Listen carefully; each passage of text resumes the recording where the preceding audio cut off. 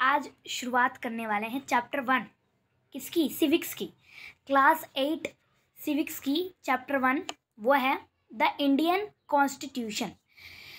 Indian government की constitution कैसी है उसके बारे में आज पढ़ने वाले हैं। सिविक्स लगता है सबको बोरिंग, पर मुझे लगता है बहुत इंटरेस्टिंग। ठीक है, तो ये एक शायरी थी। ठीक है, एक मिनट, क्या हो गया? हाँ, तो आज हम लोग पढ़ने वाले हैं इंडियन कॉन्स्टिट्यूशन के बारे में, इंडियन गवर्नमेंट के बारे में, और इंडियन कॉन्स्टिट्यूशन कैसी चलती है उसके बारे में समझने वाले। In this chapter we are going to begin with football. तो अभी हम लोग एक फुटबॉल की कहानी की मदद से इस चैप्टर को समझेंगे। A game many of you have probably heard of और इवन प्लेड। ये जो फुटबॉल की गेम है ना, आप लोग हर जगह सुनते हो, हर जगह खेलते हो, फुटबॉल को हर जगह खेलते हो ना। तो as the name suggested this is a game that involves the players feet. तो एक ऐसा गेम है फुटबॉल, इसका नाम से ही पता चल जाता है कि आपको कहीं ना कहीं इस गेम में लेग मतलब फुट का यूज़ करना पड़ेगा। ठीक है, according to the rules of football, if the ball touch the arm of any player except the goalkeeper, then this is considered a foul। अगर किसी भी प्लेयर का अगर आर्म में फुटबॉल लग गया तो उस प्लेयर को इस गोल को कहा जाता है फाउल। ठीक है, ये फुटबॉल के बारे में कहानी बताई गई है। Then So, if players start holding a football in their hands and passing it around, then they are not playing football anymore। अगर फुटबॉल के जगह प्लेयर्स बॉल को हाथ में लेकर एक दूसरे पास करके खेल रहे हैं तो उसे फुटबॉल नहीं कहा जाएगा, उसे कुछ और ही कहा जाएगा। सही बात है ना? Similarly, other games such as hockey or cricket also have rules according to which they have played। Each of these rules helps define the game and helps us distinguish one game from another। ऐसे ही football के अलावा और बहुत सारे games में rules होती है, जैसे कि हॉकी में अलग रूल्स होते हैं, क्रिकेट में अलग रूल्स होते हैं। तो इस रूल्स की मदद से पूरी गेम को खेला जाता है। As these are fundamental to the game, we also call them the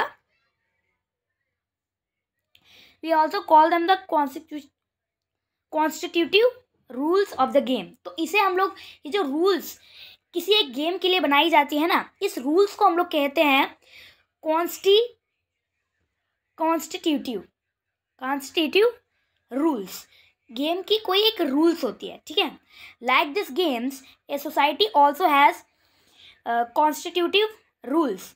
ऐसे ही इस गेम्स को छोड़ के हमारी सोसाइटी में भी कुछ रूल्स होते हैं that make it what it is and differentiate from other kinds of society।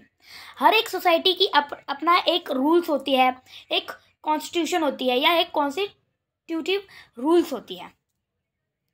In large society in which different communities of people live together, these rules are formed through consensus, and in modern countries this consensus is usually available in written form।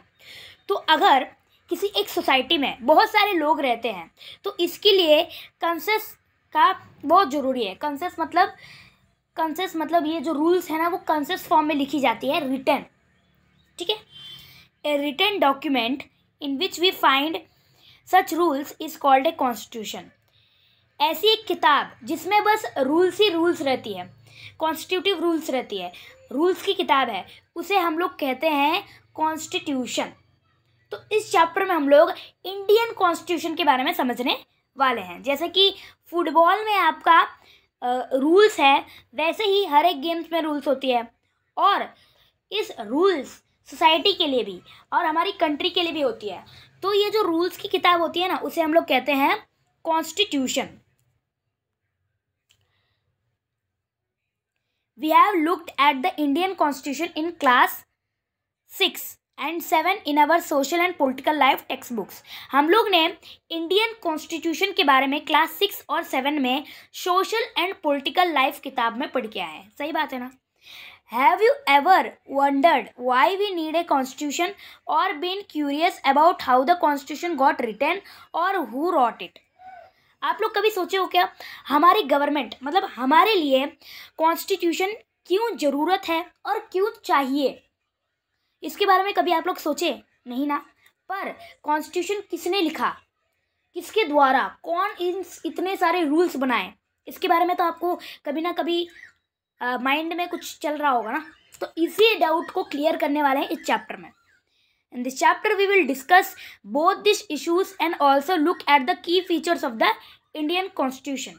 इन सब questions की answer आज की video में आपको मिल जाएगी और साथ ही साथ इस वीडियो में हम लोग इंडियन कॉन्स्टिट्यूशन की फीचर्स भी समझेंगे।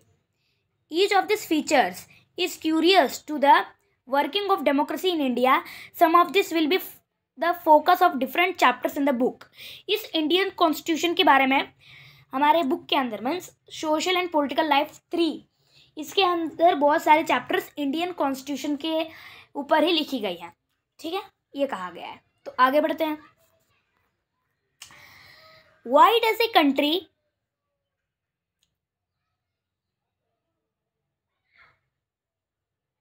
Why does a country need a constitution? एक कंट्री को कॉन्स्टिट्यूशन क्यों चाहिए? इधर में टॉपिक नंबर 1 है। टॉपिक नंबर 1, एक कंट्री को कॉन्स्टिट्यूशन क्यों चाहिए? चलो पढ़ते हैं, पढ़ने से समझ आ जाएगी। चलो, in 1934 the Indian National Congress made the demand of a constitution assembly. 1934 में इंडियन नेशनल कांग्रेस ने डिमांड किया था कॉन्स्टिट्यूएंट असेंबली के लिए। During the second world war the assertion form an Indian constituent assembly formed only of Indians gained momentum and this was convened December 1946. The photo on page 2 shows some members of the constituent assembly.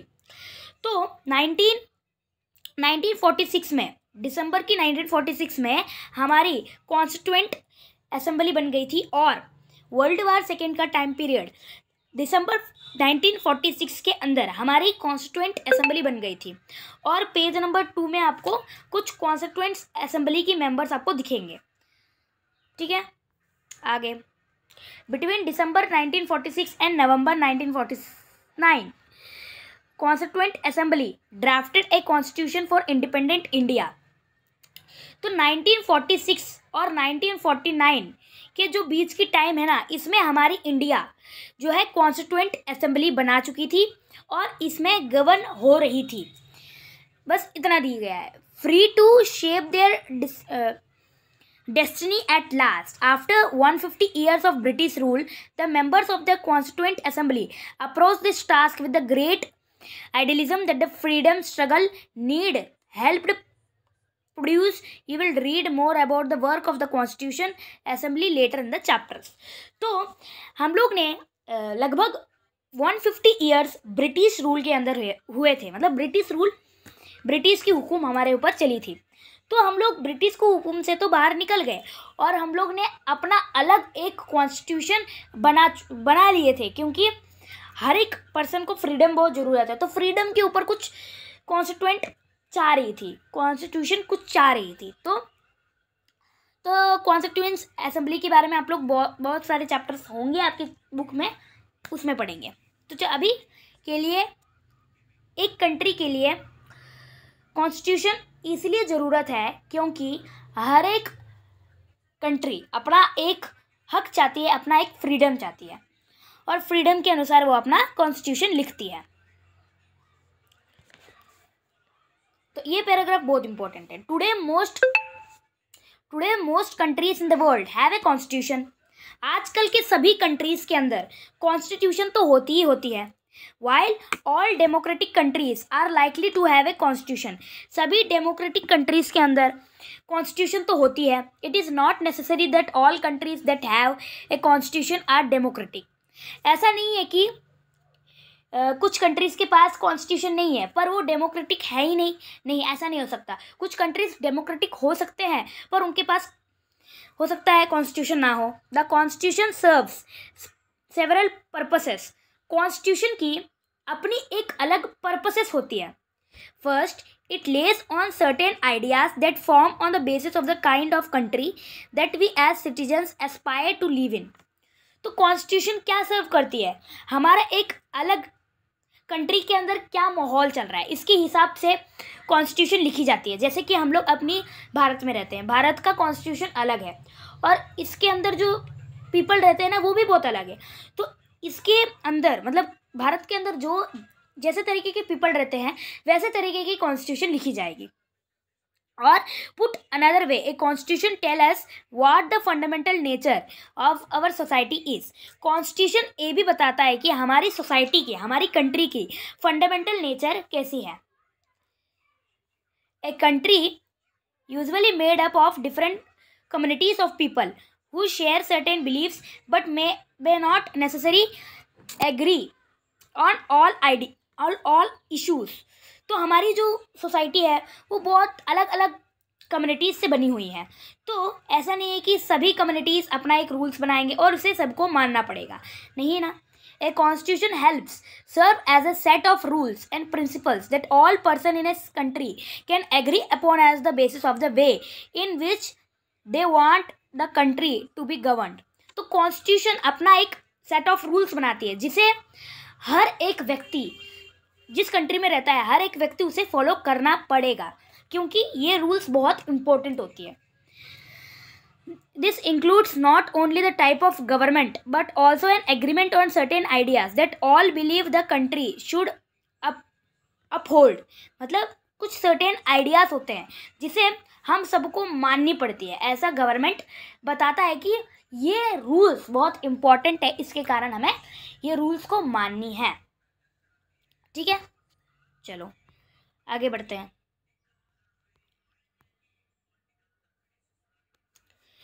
Late us try and understand what we mean by this through two contrasting situation in the recent history of Nepal. अभी हम लोग नेपाल की history से constitution को थोड़ा समझेंगे। A country that borders India on the north side में नेपाल रहती है। तो पहले तो नेपाल हमारी इंडिया की पार्ट थी। Until recently Nepal was a monarchy. अभी नेपाल एक मोनार्ची है। The previous constitution of Nepal which had been adopted in 1990 reflected in fact that the final authority rested with the king.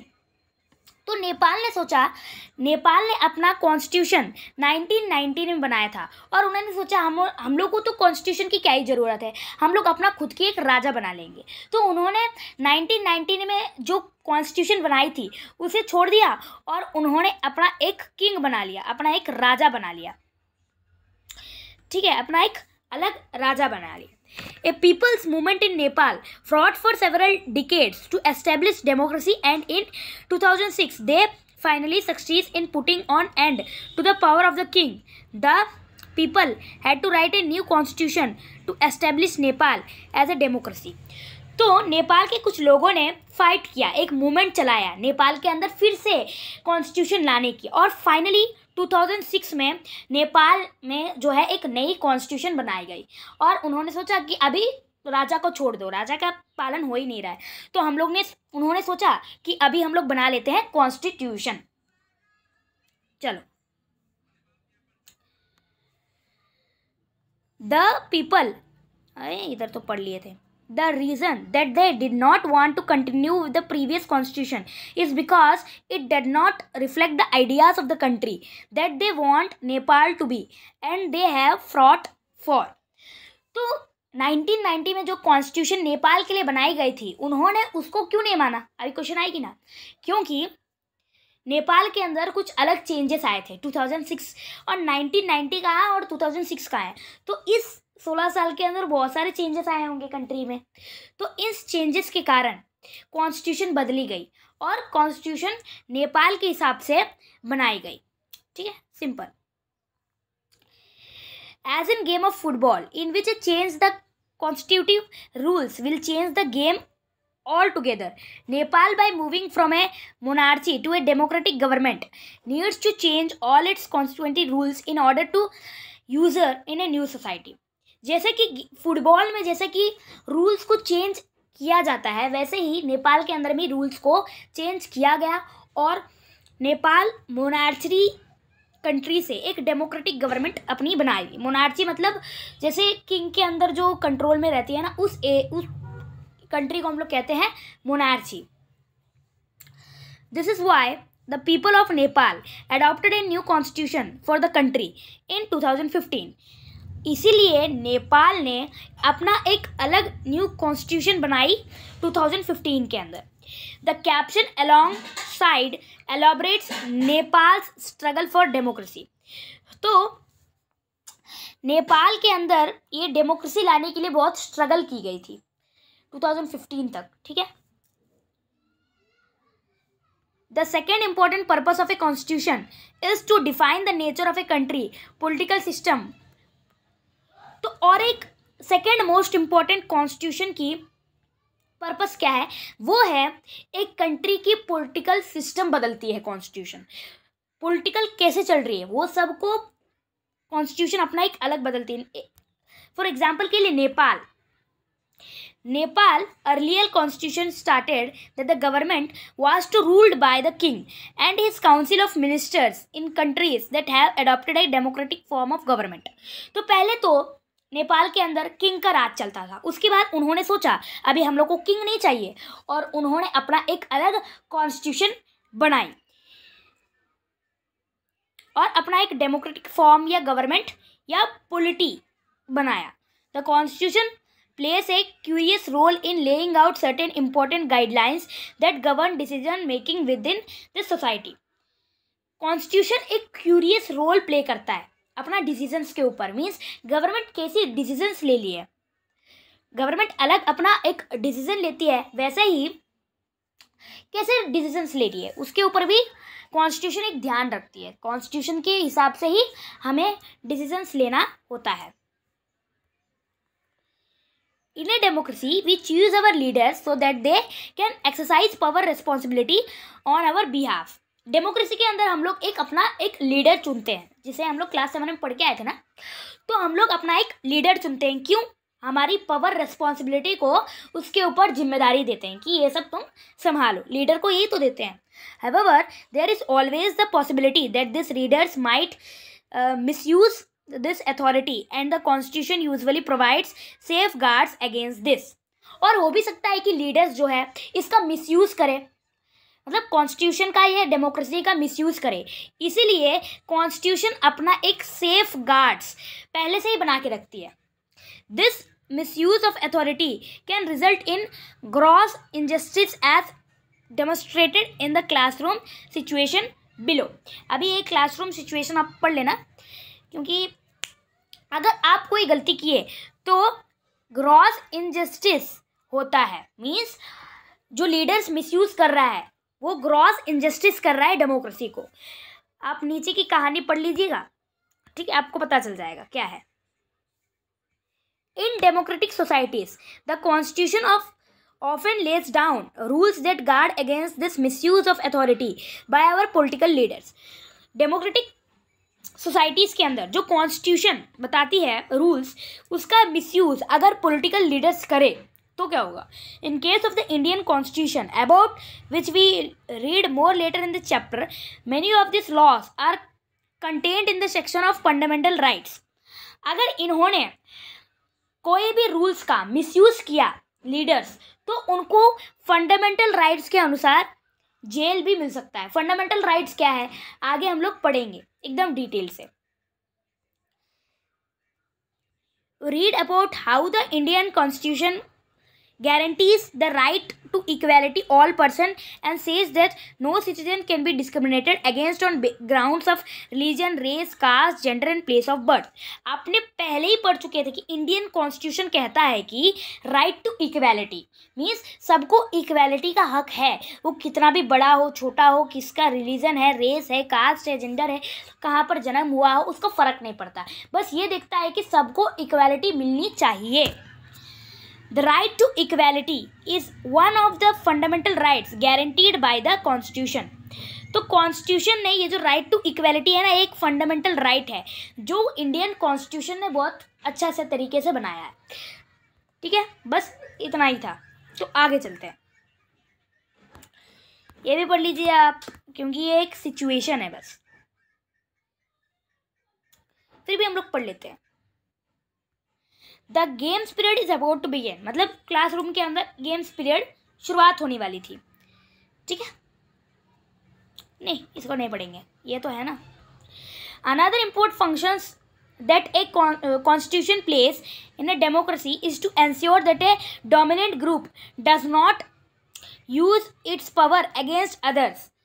तो और एक इम्पॉर्टेंट फैक्टर क्या है कॉन्स्टिट्यूशन की, डेमोक्रेसी ये भी संभालता है अगर ये जो पावर एक लीडर को दी गई है, ये पावर उल्टा अनदर पार्टी के ऊपर ना यूज़ करे। ये अनदर ओपोनेंट पार्टी है और ये पार्टी है, तो पार्टी का पावर है, तो पार्टी ओपोनेंट पार्टी के ऊपर कुछ नहीं कर सकता। ये डेमोक्रेसी इंश्योर करता है। ठीक है, लेस पावरफुल पीपल और groups, the story board below demonstrate one such situation in classroom. ये जो सिचुएशन इधर में बताई गई ना, एक के पास पावर है तो वो दूसरों के ऊपर नहीं चला सकता। ये आपको नीचे दी गई स्टोरी, क्लासरूम की स्टोरी से पता चल जाएगी। ठीक है, चलो इसको पढ़ने की जरूरत नहीं है। Such unhealthy situation can occur in democratic societies, जैसे कि बहुत सारे अनहेल्थी सिचुएशन डेमोक्रेटिक सोसाइटी के अंदर हो सकते हैं, where a majority can continuously enforce decisions that exclude minorities and go against this interest. आपको जो भी इंटरेस्ट है ना, बस उसके ओर चलना है, आपको दूसरी ओर नहीं चलना है। ये भी राइट देती है आपकी constitution. As the above story board insulated, every society is prone to the tyranny of the majority।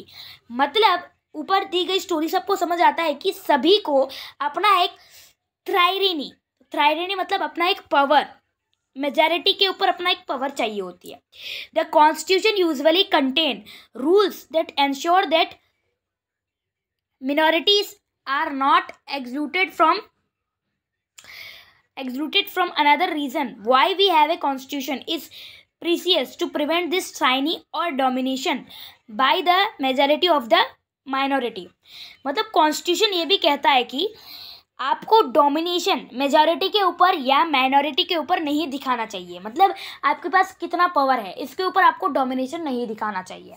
Constitution ये भी इंश्योर करता है।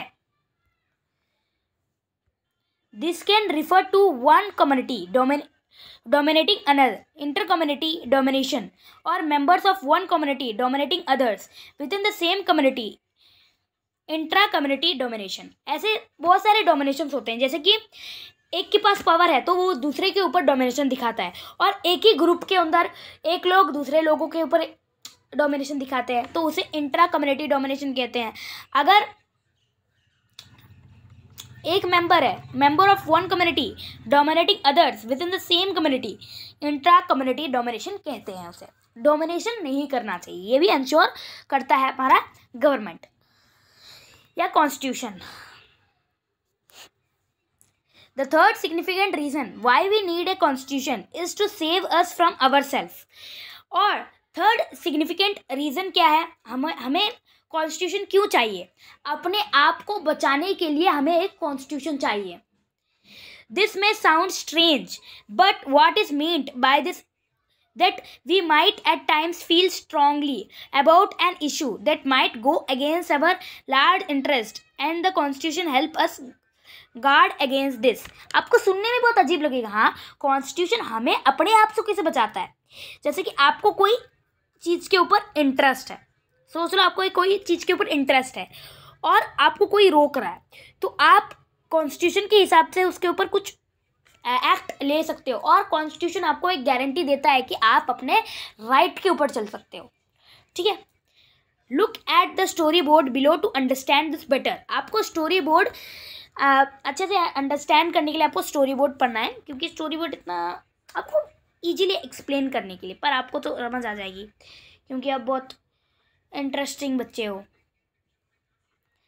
Similarly, the Constitution helps to protect us against certain decisions that we might take that could have an adverse effect on the larger principles that the country believes in.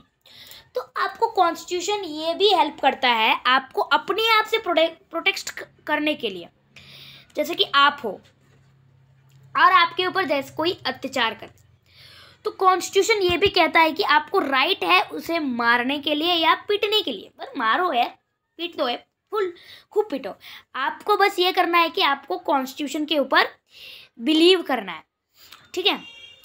For example, it is possible that many people who live in a democracy might come to strongly feel that party politics has become so acrimonious that we need a strong dictator to set this right. आपको लग रहा है कि ये party बहुत अत्याचार कर रहा है, अगर हम लोग ने कोई पार्टी को जिताया तो वो पार्टी अच्छा से रूल नहीं कर रहा है, तो आपको ये राइट है कि उसके ऊपर डिसीजंस ले सके। Swept by this emotion, this may not realize that in the long run, dictatorial rule goes against all their interest. आपको अपनी इंटरेस्ट के ऊपर रूल्स बनाई जाती है कॉन्स्टिट्यूशन, ठीक है। A good constitution does not allow this whims to change its basic structure. एक अच्छा कॉन्स्टिट्यूशन आपका अपनी मनोभाव को बदलने नहीं देता। अगर आपके पास अच्छा कॉन्स्टिट्यूशन है, आपके पास अच्छा गवर्नमेंट है, तो आपको फीलिंग्स क्यों ठुकरा जाएंगी, अच्छे ही तो हैं। It does not allow for the easy overthrow of provisions that guarantee right of citizen and protect their freedom. अपने आप की फ्रीडम को बचा के रख सकते हो अगर आपके पास अच्छा कॉन्स्टिट्यूशन है। From the above discussion, you will understand that the Constitution plays a very important role in democratic society. आप जो अभी तक डिस्कशन किए हो उससे आपको पता चलता है कि आपकी डेमोक्रेटिक कंट्री के अंदर आपको एक अच्छी सोसाइटी, अच्छी कॉन्स्टिट्यूशन की ज़रूरत है।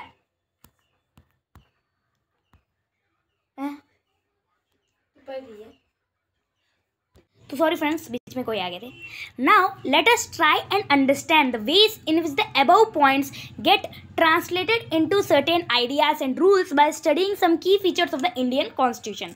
अभी हम लोग समझने वाले हैं कैसे हमारी कॉन्स्टिट्यूशन अपने ऊपर एक अलग से ही रूल बना के रखी है, तो उसके बारे में और कुछ इम्पोर्टेंट फैक्ट्स पढ़ने वाले हैं हमारी इंडियन कॉन्स्टिट्यूशन के ऊपर। द इंडियन कॉन्स्टिट्यूशन की फीचर्स, हमारी इंडियन कॉन्स्टिट्यूशन के ऊपर हम लोग कुछ की फीचर्स पढ़ने वाले हैं, ठीक है। By the beginning of the 12th century, the Indian national movement had been active in the struggle for independence from British rule for several decades. 12th century के आसपास हमारी इंडियन नेशनल मूवमेंट शुरू हो गई थी, क्योंकि वो लोग हमारी इंडियंस अपनी इंडिपेंडेंस चाहते थे ब्रिटिश रूल के against. During the freedom struggle, the nationalists had devoted a great deal of time to imagining and planning what a free Indian would be like.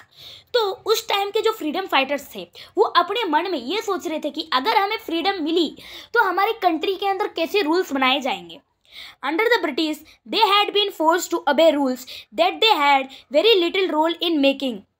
तो ब्रिटिश रूल के अंदर हमें British लोगों ने कौन सा रूल्स बनाया उस रूल्स के अनुसार हमें चलनी पड़ती थी। पर जब हम लोग ने इंडिपेंडेंस हो गया तो हमारा एक खुद का एक कॉन्स्टिट्यूशन बन गई। The long experience of authoritative rule under the colonial state convinced Indians that free Indians should be a democracy in which everyone should be treated equally and be allowed to participate in government. तो जब British rule से हमें क्या हुई, British rule से हमें freedom मिली, तब ये रूल बनाई गई कि सभी लोगों को फ्रीडम का हक मिलेगा और सभी लोग गवर्नमेंट के अंदर पार्टिसिपेट कर सकते हैं। What remained to be done that was work out the ways in which a democratic government would be set in Indian and the rules that would determine in functioning. तो India इन सब चीज़ों के बारे में फंक्शनिंग कर रही थी, मतलब क्या करे, किस तरीके से करे. This was done not by a person but by one person but a group of around 300 people who became member of the Constituent Assembly in 1946 and who periodically for the next 3 years to write Indian Constitution. Indian Constitution को कोई एक आदमी नहीं लिखा, पर 300 लोग मिलकर एक इंडियन कॉन्स्टिट्यूशन बनाए. कॉन्स्टिट्यूएंट असेंबली 1946 के अंदर हम लोग अपना कॉन्स्टिट्यूशन लिखना शुरू किया और उसके लगभग 3 साल के बाद हमारी इंडियन कॉन्स्टिट्यूशन लिख के तैयार हो गई. क्या हो गया? ओ, पहला आ गया क्या?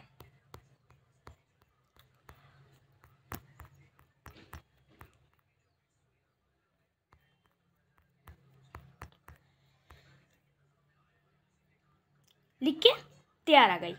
ठीक है. These members of the Constituent Assembly had a huge task before them. तो Constituent Assembly के अंदर जो members थे उनके लिए ये सब लिखना बहुत कठिन टास्क था. The country was made up of several different communities who spoke different languages. हमारी कंट्री के अंदर बहुत सारे कम्युनिटीज़ रहती है, तो हर एक कम्युनिटी के अंदर अपना अपना एक अलग लैंग्वेज होती है. Belonging to different religion and had distinct cultures. हमारे कंट्री के अंदर बहुत सारे रिलीजन्स रहते हैं, तो अपनी एक रिलीजन की अपनी एक संस्कृति होती है. Also when the constitution one been written India was going through considerable turmoil. तो टर्मोइल जब ये लिखी जा रही थी कॉन्स्टिट्यूशन, तब हमारी इंडिया टर्मोइल से गुजर रही थी. The partition of the country into India and Pakistan was imminent. इस टाइम पीरियड में इंडिया और पाकिस्तान अलग हो गई थी. Some of the peninsular states remained undecided about the future and socio-economic condition of the vast mass of people appeared dismissal. तो people अपना ये कॉन्स्टिट्यूशन लिखने के लिए बहुत स्ट्रगल किए. ठीक है, बहुत स्ट्रगल किए. और हमारी सोसाइटी, मैं बता देती हूँ सिंपल से, हमारी सोसाइटी के अंदर जो जो रूल्स चाहिए होती है उसी रूल्स को लेके बाबा साहेब डॉक्टर अम्बेडकर और सभी उनके मेंबर्स मिलके अपना कुछ मेन प्रिंसिपल्स बनाए. ठीक है, इधर में father of the Indian constitution Baba Saheb doctor Ambedkar को कहा जाता है. तो कुछ इम्पोर्टेंट क्या बोलते हैं, कुछ इम्पोर्टेंट प्रिंसिपल्स के बारे में हम लोग पढ़ने वाले हैं. पहले तो फेडरलिज्म क्या होता है. फेडरलिज्म बहुत सिंपल है. फेडरलिज्म में पहले बता देती हूँ कि हमारी कॉन्स्टिट्यूशन जो है, हमारी गवर्नमेंट जो है 3 लेवल्स में बटी हुई है. पहला तो सेंट्रल गवर्नमेंट और स्टेट लेवल और पंचायत राज. तो ये जो 3 लेवल्स में हमारी गवर्नमेंट बटी हुई है ना, उसी को हम लोग कहते हैं फेडरलिज्म. बस सिंपल शब्दों में आपको समझना है कि पहला आपका पहला आपका सेंट्रल लेवल, दूसरा स्टेट लेवल, तीसरा पंचायत राज. तो ये जब ये वेरियस लेवल्स में जो बटी हुई है ना, इस मूवमेंट को हम लोग कहते हैं फेडरलिज्म. ठीक है, आगे है दूसरा है parliamentary form of government. Means अभी तो गवर्नमेंट तो अपनी अपनी लेवल्स में बट गई है, तो पार्लियामेंट भी चाहिए. इन सब मिलकर एक जगह इकट्ठा होते हैं, उसे कहते हैं पार्लियामेंट. तो गवर्नमेंट ने अपना एक पार्लियामेंट बनाया और उधर सब लेवल्स ऑफ गवर्नमेंट मिलकर एक कुछ डिस्कशंस करती है. तो पार्लियामेंट फॉर्म ऑफ गवर्नमेंट बहुत इंपॉर्टेंट थी. ठीक है, तो चलते हैं तीसरे टाइप, वो है सेपरेशन ऑफ पावर्स की अपनी अपनी तरीके से सेपरेशंस हुई, जैसे कि लेजिस्लेचर, एग्जीक्यूटिव, जुडिशरी. लेजिस्लेचर क्या करता था, एग्जीक्यूटिव असेंबलीज में गवर्नमेंट की रूल्स बनाता था और एग्जीक्यूटिव इसे एग्जीक्यूट करता था, और जुडिशरी जो रॉन्ग डिसीजंस ले रहा है उसे दंडित करता था. मतलब जुडिशियरी को जज मान सकते हैं, लेजिस्लेचर को बनाने वाला और एग्जीक्यूटिव को एग्जीक्यूट करने वाला. तो एक दूसरे की पावर्स को ये लोग बांट के रखते थे. सेपरेशन ऑफ पावर्स, इनका पावर थोड़ा ज़्यादा था, इनका पावर कम, इनका पावर उनसे कम, ऐसा सेपरेशन ऑफ पावर्स होती थी. तो इनके द्वारा पावर्स की सेपरेशन होती थी. ठीक है, और फंडामेंटल राइट्स. भाई फंडामेंटल राइट्स क्या होती है? The section on fundamental rights has often been referred to as conscience of the Indian Constitution. Colonial rules had fundamental rights मतलब पूरी किताब के अंदर बहुत सारे रूल्स हैं, कॉन्स्टिट्यूशन एक बड़ी किताब है, तो उस किताब के अंदर बहुत सारी रूल्स लिखी हुई थी, पर उन रूल्स के अंदर कुछ 6-7 रूल्स बहुत इंपॉर्टेंट थी, उसे हम लोग फंडामेंटल राइट्स कहे, और सभी लोगों को उस राइट्स की बहुत ज़रूरत है। जैसे कि राइट टू फ्रीडम इसमें से बहुत अच्छी एग्जाम्पल है। तो राइट टू फ्रीडम क्या है, एक फंडामेंटल राइट है, अगर इसे कोई तोड़ा तो उसे जेल हो सकती है भाई। तो फंडामेंटल राइट्स एक स्ट्रॉन्ग लॉस थी जो कॉन्स्टिट्यूशन के अंदर लिखी गई थी, ठीक है।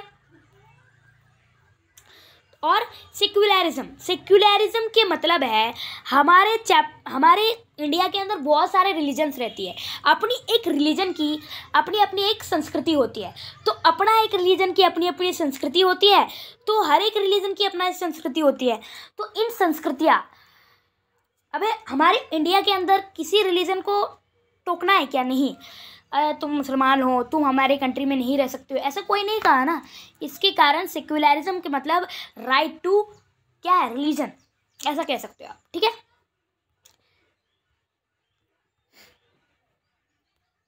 क्या है यार, बार बार आगे चली जाती है।